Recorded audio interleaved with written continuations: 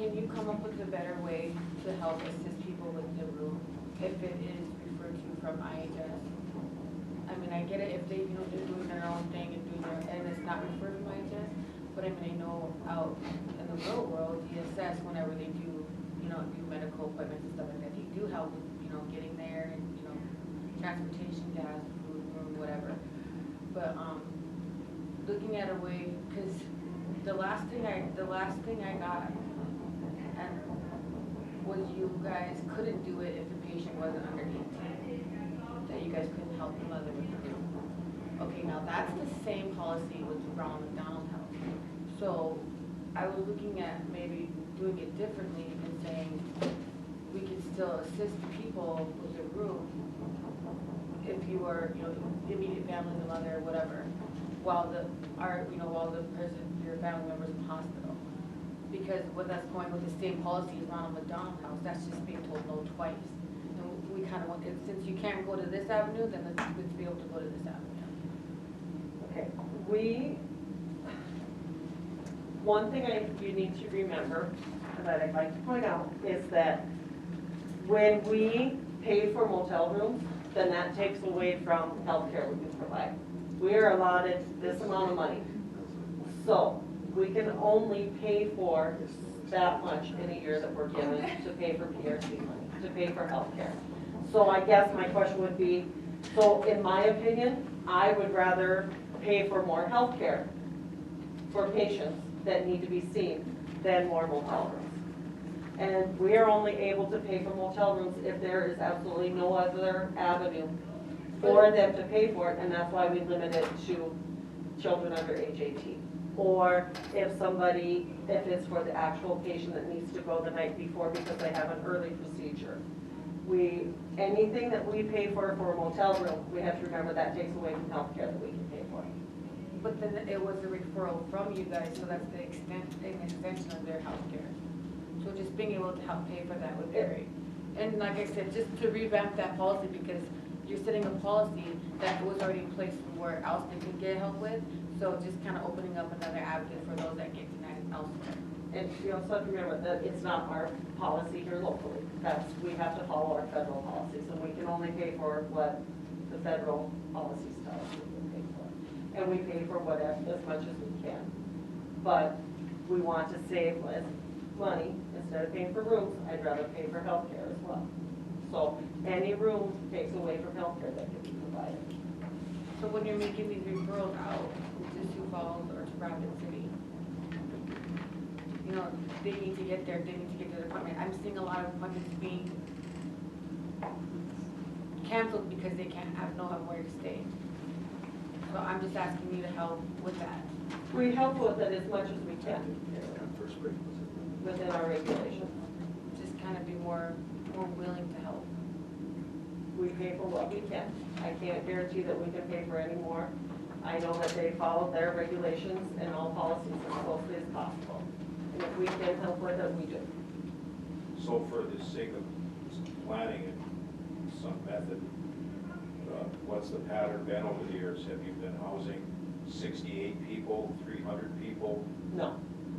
We haven't paid for very many rooms at all. We don't pay for them unless it's absolutely necessary.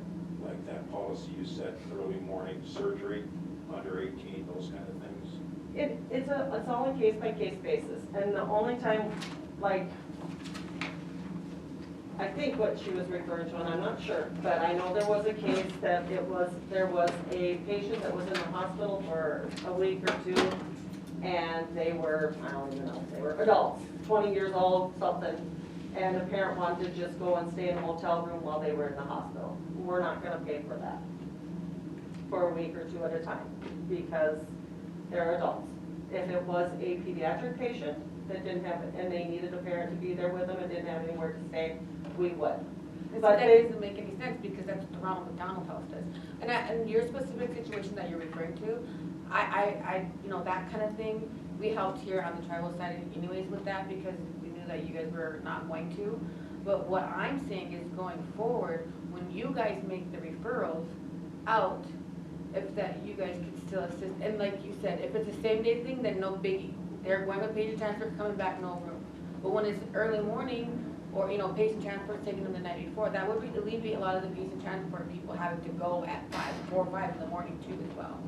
And so I'm just asking for you to be helpful in this situation, whenever it's a referral from IHS.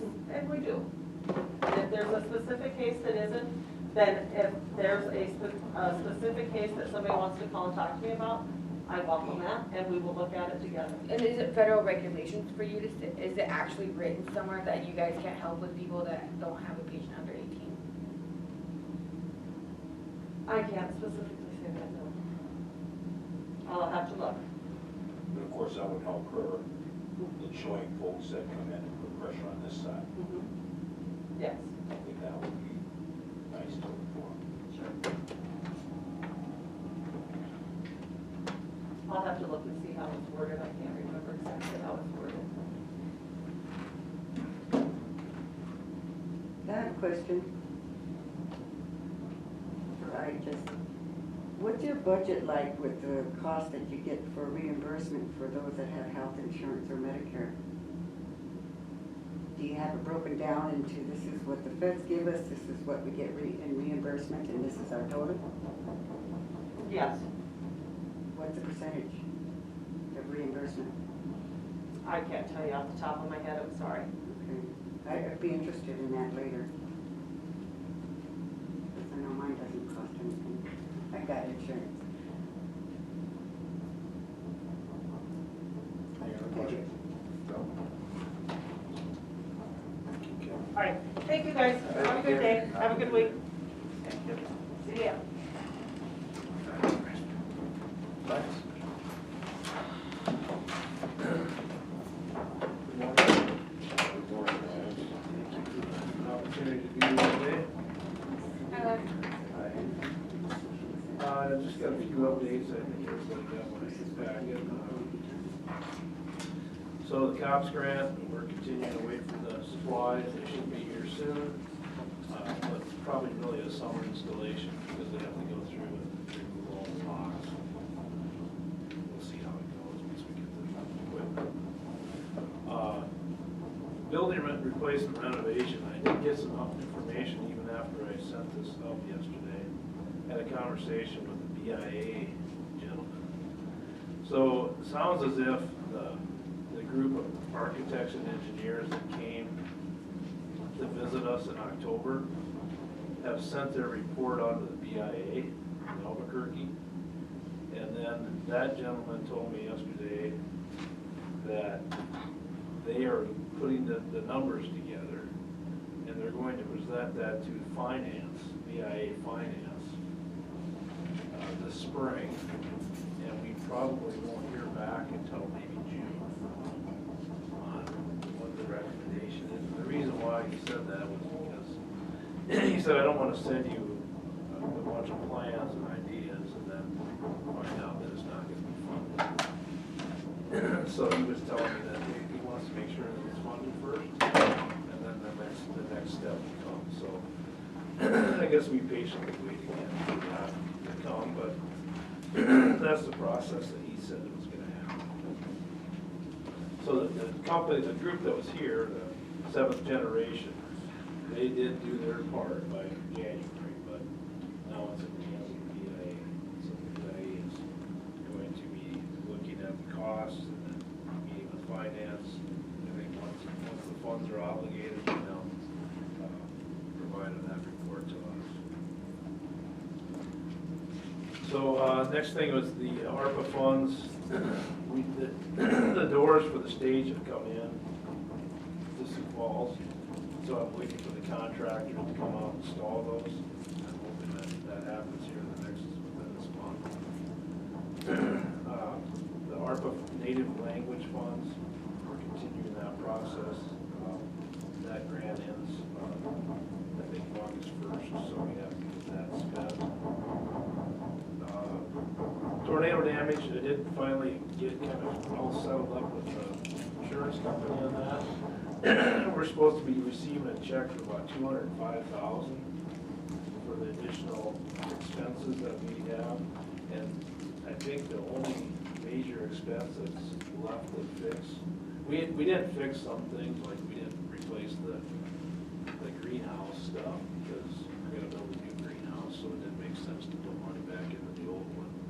But the only major expense that's coming in is pretty large is, we still have $165,000 for the LTE network upgrades from the storm damage.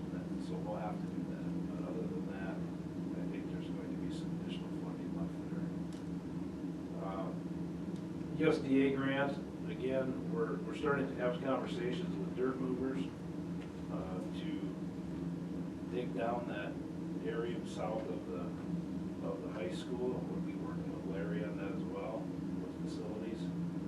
So once the thaws, we can begin that project. And it sounds like, I think what I'm planning to do is have our CTE class help construct that as well with the contractor. So that might cut down some of the expenses, but we have enough money to build it, so we'll make that work. The EPA grant for the bus is, those bids are due on February 8th. And I've received one so far. It's been advertised in the newspaper. I've sent it out to 2 different bus companies beyond the one we received. So hopefully we get some numbers back, and I'll probably bring that around to have a signature on that, because we have to have that money drawn down from the environmental by the end of April. So, Last, do they have to be a GSA contractor? no, And then, did the state ever put a bid out for an electric bus? not that I'm aware of. And then how long is that bus? Passenger? It's 71 passengers. Big bus. And then based on the first one we got, we have about, I think the bus bid came in at $375, and the charging station is like $14,000. And that grant covers that. Youth Build Grant, we are submitting that on February 7th. And that's for that, to continue with our construction program and take it to another level with building solar units and such. And then the Department of Energy grant, I just submitted that last week, and that was for $9.6 million is where the final number fell. And that's for replacing the HVAC. I did talk to that contractor from the BIA, or that gentleman that on this, and he said that more than likely that you're probably looking at 4 or 5 years till the new school doors would open anyway. So he said between now and then you need to have the HVAC, so hopefully we can get that project done sooner than the new school. So we'll hear more, probably this month we'll hear whether we made it to the first round of selection, and then there's a second round of submission of that grant. I think it's in March 26th or something like that. Activities, still going with all of our activities. Obviously the weather hindered us a little bit last weekend with some of our hand games. Well, hand games made it, they got 3rd place both middle school and high school. The archery was not able to compete due to Saturday's weather. And then by the end of the month, we're already entering into regional play, so things are kind of looking right along with that. The CTE class, we started, we constructed the solar panel for practice. We're going to tear that down, and that's probably the one that we're going to have on the rooftop of the admin. That's what we're looking at to start with. But in that, eventually we're going to have a conversation with West Central on a power purchase agreement, on them buying the power back from the tribe. And that's a pretty important conversation. So I talked to Tim a little bit about it. We need to get, and the guy that's working with the solar company, he's got a lot of experience with Nebraska as far as what those agreements look like. And there's a lot of money right now in infrastructure for tribes, specifically in solar energy, that's earmarked for tribes. And so as we look at broadening this into the future, I think whatever we can get negotiated with West Central at a later point here is going to be an important part. So it helps if we work with Tim on that, probably have Randy involved as well before we bring it back to you. I think the final piece piece was the calendar. I just wanted to, I did attach some information for you to look at as well. So you can see there was a survey that was conducted in 13 school districts, primarily public schools in this area, Mitchell area. And, you know, our student contact days currently are at 165, so we're a little bit below the average. The contract days were a little bit below the average as well, we're at 174. Our minute count though, we're at 385 minutes per day, per day, which is 6.42 hours. And then when you figure that all out, we have about 12, 13 days to spare. So as we discussed at our meeting last week, making up snow days or not making up snow days, we have quite a few days above the minimum requirement. And I guess my experience of snow days is